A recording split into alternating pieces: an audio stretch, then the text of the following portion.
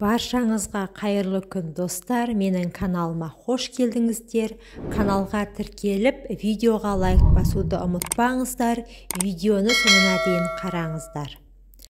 Жапондардың күтім жасауына басқа халықтар қызыға қарайды. Оған қоса жақсы косметикалық құралдар, озық технологиялар және сұлулық рецептілері жапондардан шығады. Жапондар өз мәдениетін және дәстүрін сақтайды. Ол жақта дүкендерде иіс қарқындылығын өлшейтін электронды құрылғы да сатылады екен. Қосымша, хош иісті құралдарды қолданбай-ақ табиғи иісті сақтауға және жағымсыз иістен арылуға көмектесетін жапондардың 5 ережесін сіздерге ұсынатын боламын. Бірінші, азық-түлікті дұрыс таңдау. Ауыздан шығатын иіске тамақтану тікелей әсер ететіні белгілі. Жапондар еттен жасалған тағамдар тердің иісінің қатты шығуына әсер ететінін байқаған. Сондықтан әйелдер оны аз жеуге тырысады.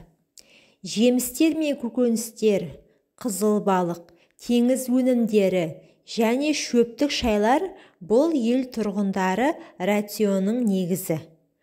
Сондай-ақ олар рационды сүтті өнімдер мөлшерін азайтуға тырысады. Екінші, жүйелі түрде тіс жуу. Біз тісімізді күніне 2 рет жуамыз, ал жапондар тісін әр тамақ жегеннен кейін тазалайды. Олардың көпшілігі өздерімен бірге щеткаларын алып жүреді. Үшінші, ауызды шаю. Үйге келген кезде жапондар тек қолдарын жуып қана қоймайды, сондай-ақ ауыздарын сергіштік құралмен шаяды. Олар тамақтан кейін де сыртқа шығарда да бұл әдісті жасайды.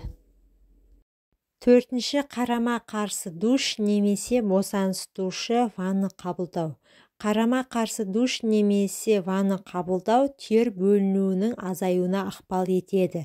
Сондай-ақ олар аптасына 1 рет моншаға барып тұруға тырысады.